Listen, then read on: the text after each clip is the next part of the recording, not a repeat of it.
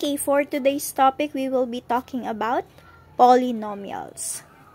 Next will be multiplication. If polynomials have more than one variable, they too can be multiplied by one another. The same technique of multiplying with one variable can be used when you multiply the polynomials with more than one variable. You have to take note when we are multiplying polynomials, we are considering the law of exponents. Let us review our law of exponents.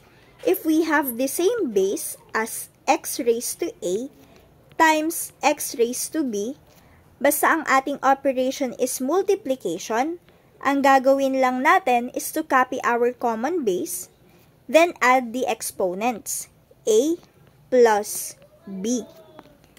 But if we have the same base, pero ang operation natin is division, x raised to a divided by x raised to b, this time, again, we will copy our common base x, then subtract the exponents. Then, if we have a negative exponent as x raised to negative n, gagawin lang natin is to get its reciprocal. Paano ba yung reciprocal? It is just changing the position of that term or coefficient. For example, since yung ating x raised to negative n is a whole number, we can treat it as the numerator. So, kung i-rewrite natin siya, it will be x raised to n over 1. Then, we put the negative sign here. Then, kung kukunin natin yung kanyang reciprocal, i-change natin yung kanyang position, which means that numerator will become our denominator and our denominator will be our numerator. So, if we are going to rewrite this one, this will become 1 over x. This time, our exponent will be positive since nakuha na natin yung reciprocal. Next rule is when we have x raised to 0 or any number that is raised to 0, that is always equivalent to 1. Aside from that, we will be using the distributive law. So, paano nga ba yung distributive law? For example, if we have A times quantity B plus C, from the word itself, distributive law, we are distributing that term to the other term. For example, A will be distributed to B, and again, A will be distributed to C, since A is considered as the common factor. This will become A times B plus A times C. First example, multiply quantity 4x squared y cubed times quantity 5x raised to 4 y squared. Siyempre, ang uunahin nating i-distribute dito will be the numerical coefficients. We have here 4 times 5. So, we are going to multiply 4 and 5, which is equivalent to 20. Next, we have to look if there is a common base. As you can see, we have here x squared and x raised to 4. Again, that is multiplication. X squared times x raised to 4. Since meron tayong common base and their operation is multiplication, anong gagawin ulit natin? You just need to copy the common base and add the exponent, 2 plus 4, which is equivalent to x raised to 6. Another, we have here y cubed times y squared. Y cubed times y squared. Since meron tayong common base and the operation is multiplication, you just need to copy y as the common base and add the exponent. 3 plus 2 is equals to y raised to 5. So, for our final answer, we have here 20, x raised to 6, and y raised to 5. So, this is an example of multiplying polynomials, monomial times monomial.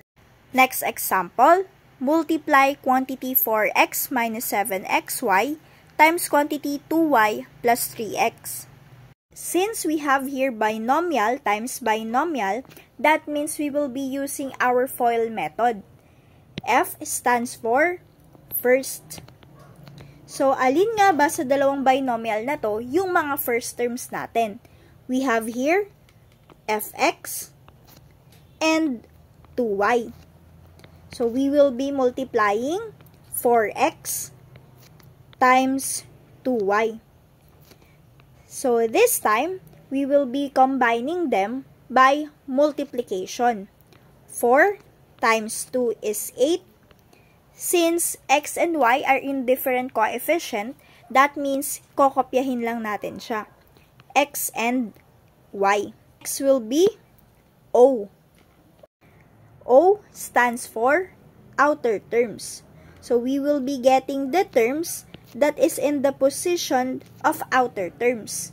For example, 4x and 3x. Outer times outer. We have 4x times 3x equals to 4 times 3 is 12. Since we have here the common base x, copy the common base x and add its exponents. 1 plus 1 is equals to 12x squared. I stands for inner terms. So, kukunin natin ngayon yung mga terms na nasa inner part ng ating binomials. For example, negative 7xy and 2y. So, we have your inner term times inner term. Negative 7xy times 2y, which is equals to negative 7 times 2 is negative 14. Copy the base x. And we have here the common base y. Y times y. Then add their exponents. And we will be having negative 14 xy squared. L stands for last terms. So, ano nga ba yung mga last terms natin sa binomials na to? We have here negative 7xy and 3x. Negative 7xy times 3x. Negative 7 times 3 is negative 21. Then we have here x as the common base. Then add its exponent. Then we have here y. So therefore, we will be having negative 21 x squared y. For our final answer, we will be having 8xy plus 12x squared followed by negative 14xy squared and negative 21x squared y. And here's our final answer. Last operation will be division. The last operation on polynomial is division. So, if there's a polynomial with more than one variable, it can also be divided. So, in here, you'll have to divide the monomials that have more than one variable and then coefficients and then the variables. If there are exponents with the same base, you will have to divide the exponents by subtracting them according to the law of exponents. Let's try. Divide 14x cubed y all over 28x raised to 6 y raised to 4. Okay, mag-focus muna tayo with our numerical coefficients. We have here 14 over 28. So as you can see, para tayong merong fraction. 14 over 28. Since we cannot easily divide this one, pero pwede natin siyang i-lowest term. So, the factor for this fraction will be 14. And our lowest term will be 1 over 2. Or simply, 1/2. That means, yan na yung magiging numerical coefficients natin in our final answer. Then we have here, x cubed over x raised to 6. X cubed over x raised to 6. Copy the common base x.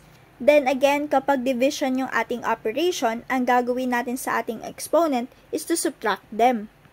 3 minus 6. So our answer will be x raised to 3 minus 6 is negative 3. Next one, we have here y over y raised to 4. Y over y raised to 4, which is equals to, again, copy the common base y, then subtract its exponents. 1 minus 4, which is equals to y raised to 1 minus 4 is negative 3. So let's try to rewrite this one. We will be having 1/2 x raised to negative 3 and y raised to negative 3. Again, under law of exponents, if we have a negative exponent, para maging positive yung exponent na yon, all you need to do is to get its reciprocal. So, ibig sabihin, yung ating x raised to negative 3, para maging positive yung ating exponent, kailangan natin siyang ilipat sa denominator. Same goes with our y raised to negative 3. So, i-rewrite natin to become a proper 1 all over. So, magiging katabi na ni 2 yung ating x raised to 3 and y raised to 3. And this is our final answer. For the division of polynomials, we can also use the long method. So, meron lang tayong 4 na steps na kailangan tandaan. First one, divide, multiply, subtract, and bring down. For example, divide negative x cubed plus 2x squared minus 5x plus 7 all over x minus 3. First thing to do is to rewrite our given into the notation of division. Again, our first step is to divide negative x cubed divided by x. Negative x cubed divided by x, which is equals to negative divided by positive is negative. Copy the common base x and subtract the exponent 3 minus 1, which is equals to negative x squared. Our quotient will be written above the term that has the same literal coefficient.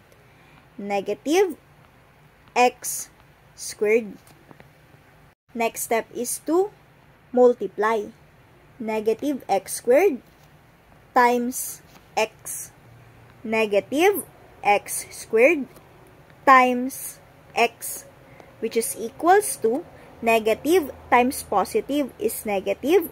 Copy the common base x, then add the exponent 2 plus 1, which is equals to negative x raised to 3.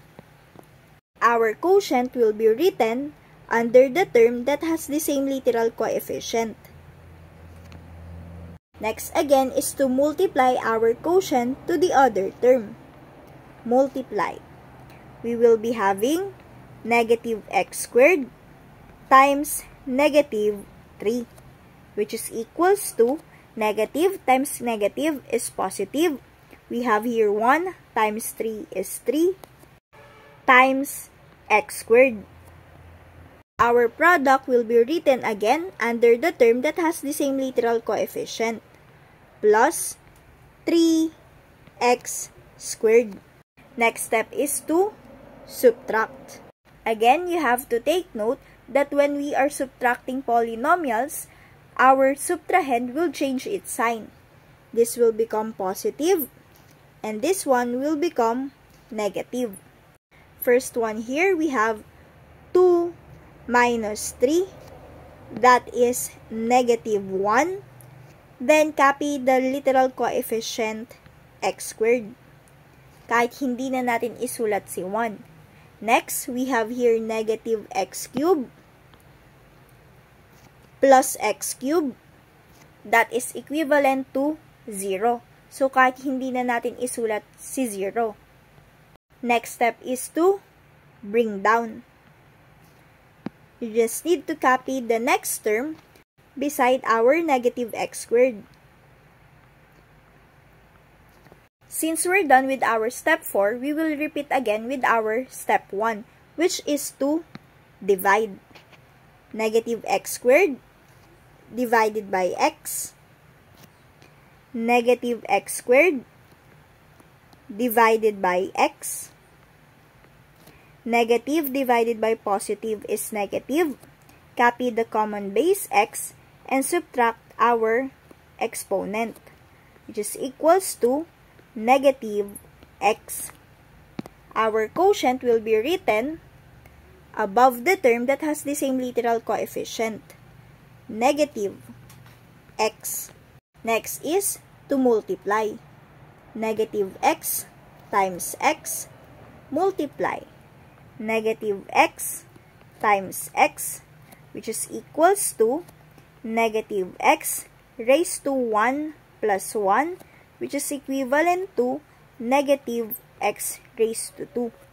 And our product will be written under the term that has the same literal coefficient, negative x squared. Next again is to multiply negative x to our negative 3. Negative x times negative 3, which is equals to negative 1 times negative 3 is positive 3. Then copy the literal coefficient x. So our product will be written under the term that has the same literal coefficient, plus 3x. Next thing to do is to subtract. Again, our subtrahend will change its sign. This will become positive and this will become negative. So, negative 5 minus 3, negative 8. Copy the literal coefficient x. And the other one, negative x squared plus x squared, that is 0. So, kahit hindi na natin isulat. Next step is to bring down. Bring down positive 7 plus 7. Since we're done with our step 4 again, we will repeat on step 1. Step 1 is to divide. Negative 8x divided by x. Cancel x, cancel x, since this is division, and we will end up with negative 8. Our quotient will be written above the constant term, positive 7. Again, next step is to multiply. Negative 8 times x, we have negative 8x. Our product will be written under the term that has the same literal coefficient. Next again is to multiply negative 8 to negative 3. Negative 8 times negative 3. Negative times negative is positive. 8 times 3 is 24. Plus 24. Next step is to subtract. Next step is to subtract. Again, the subtrahend will change its signs. This will become positive and this will become negative. Positive 7 minus 24, negative 17. So our remainder here is negative 17. If we are going to rewrite our answer, we will be having equals to negative x squared minus x minus 8. You need to check the sign of our remainder, which is negative. So that means the next term will be negative. And our remainder will be written as the numerator of our fraction. and its denominator will be the same as the given, x minus 3. And this will be our final answer. Another method in dividing the polynomials is by using the synthetic division, wherein here are the following steps. To make it easier, just watch this video. For example, we are going to divide 3x raised to 5 minus 2x squared plus 10x minus 5 all over x minus 1. First thing to do is to get the value of x, which is our denominator, simply by equating it into 0. X minus 1 is equals to 0. To get the value of x, use transposition method. In that case, we will be having x is equals to negative 1 will become positive 1. And that value of x will become our divisor. If you are going to check our numerator, there are missing terms. Sabi nga natin, when it comes to polynomials, we have a decreasing exponent. But as you can see, there is no term that has this literal coefficient x raised to 4 and x raised to 3. If you are going to rewrite this one, this will become 3x raised to 5 plus 0 x raised to 4 plus 0 x raised to 3, followed by the next term, negative 2x squared. Negative 2x squared plus 10x minus 5. In that case, the next step is to get all the numerical coefficients of our dividend. We have here 3, 0, another 0, next is negative 2, followed by positive 10, and next is negative 5. Let's bring down the first numerical coefficient, which is 3. Next step is to multiply 3 to our divisor 1, and we will be having positive 3. That product will be written under the second coefficient. Next, we can now proceed with addition or subtraction. We have here 0 plus 3 is equals to 3. Multiply 3 to our divisor 1. 3 times 1 is again 3. And that product will be written under the third coefficient, 3. And again, we can now proceed with our addition or subtraction. 0 plus 3. And we will be having positive 3.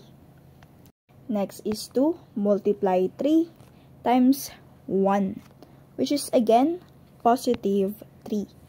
Our product will be written under the fourth coefficient. And we can now add or subtract our next terms. Negative 2 plus 3 is positive 1. Is to multiply 1 times 1. Our product will be written under the fifth coefficient, 1. And we can now proceed with addition or subtraction. 10 plus 1 is 11. Next is to multiply 11 to our divisor 1. 11 times 1 is 11. And now we can add or subtract our coefficients. Negative 5 plus 11 is positive 6. If we are going to make it as the quotient, you have to take note that we will subtract a degree of 1 to the original equation. That means the first term will have its literal coefficient 3x raised to 4, followed by plus 3x raised to 3 plus 3x squared plus 1x or x plus 11 as the constant term, followed by our remainder, which is positive. For the remainder, we will be using our remainder as the numerator of our fraction. All over, its denominator will be the same as the given, x minus 1. And that is our final answer.